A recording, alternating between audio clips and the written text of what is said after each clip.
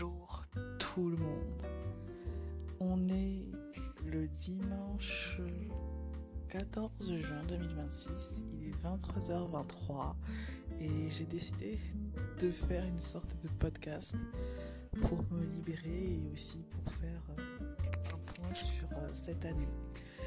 Déjà, je tenais à vous prévenir que ce n'est pas du tout scripté. Je ne pense pas faire de montage, donc ça va vraiment sortir tel quel.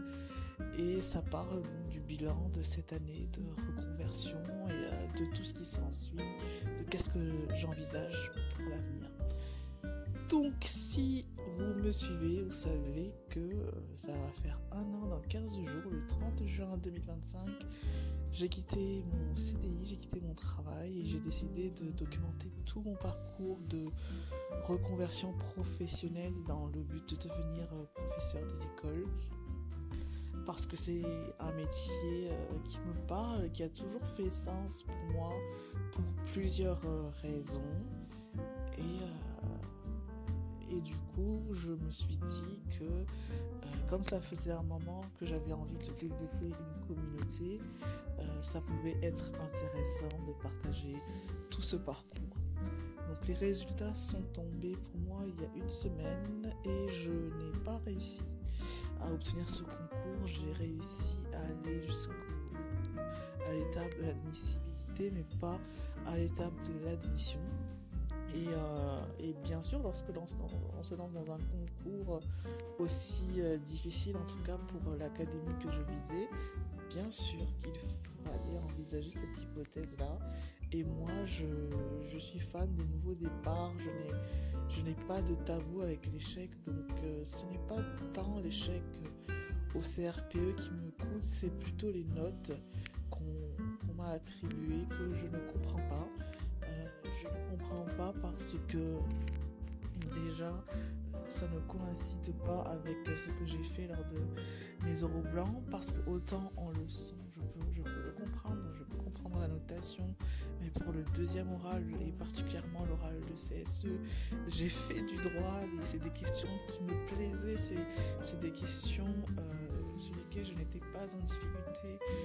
Mon jury était ouvert, donc je ne comprends pas du tout la notation et oui, pour cet oral-là, je suis déçue et je ne vois pas aussi ce que je peux faire de mieux parce que je me suis vraiment entraînée, que ce soit avec des professionnels, que ce soit en extérieur. J'ai vraiment mis de ma personne, donc c'est plus de ça qui me déçoit.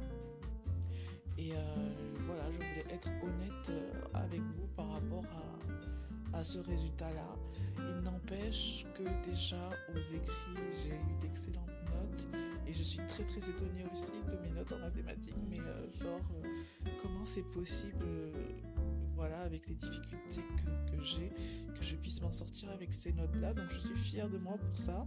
Il y a aussi une communauté qui s'est construite et notamment des gens de la Réunion lorsque j'ai documenté mon parcours. Donc ça m'a beaucoup plu aussi. Et j'ai beaucoup appris sur moi-même. Je suis devenue professeure contractuelle aussi pendant un petit moment.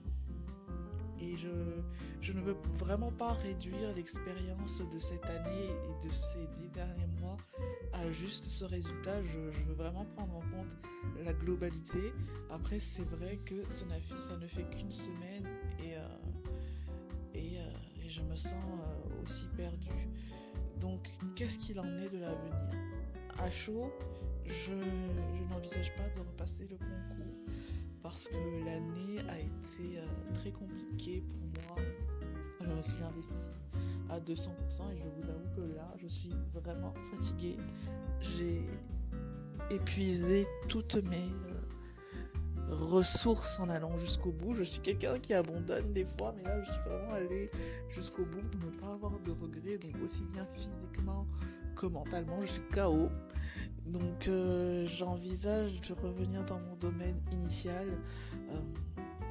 et c'est vrai que le fait de déménager, de revenir à La Réunion, pour moi c'est un changement de perspective parce que c'est vrai que je n'étais plus épanouie, mais je n'étais plus épanouie parce qu'en plus d'être dans un domaine qui ne me correspondait plus, j'étais dans un environnement qui ne me correspondait plus. Donc revenir sur la Réunion, être au contact de la mer, du soleil, être proche de Madagascar, c'est quelque chose de nouveau et c'est quelque chose qui pour moi m'aide à tenir, même si je n'exerce pas le métier de mes rêves.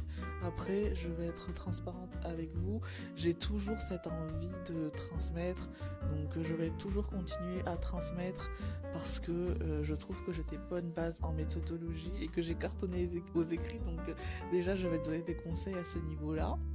Et j'ai aussi envisagé d'enseigner, mais peut-être à destination d'un public adulte. Et voilà ce qui nous attend prochainement. Et bien sûr, je veux renouer avec la vie de fille des îles que je vais documenter et que je vais partager avec vous. Parce que là, il y aura beaucoup moins d'enjeux. Et ma nouvelle vie de famille aussi. Donc voilà, j'envisage du repos. J'envisage de nouvelles opportunités et qui sait, peut-être que je retenterai le CRPE 2027. Je ne sais pas. On verra ce que l'avenir nous réserve. En tout cas, pour l'instant, c'est place au repos et à quelque chose en retour dans ma zone de confort, on va dire. Je vous remercie en tout cas d'avoir pris le temps de m'écouter. N'hésitez pas à aller voir sur Instagram surtout, mais aussi sur TikTok si vous préparez le CRPE 2027 et que vous avez besoin de ressources. Je vous invite aussi à aller voir mon blog sur lequel il y a beaucoup de ressources gratuites que j'ai construit et que j'ai utilisé, que j'ai testé personnellement. Donc voilà. Et je vous dis à très très vite. Merci.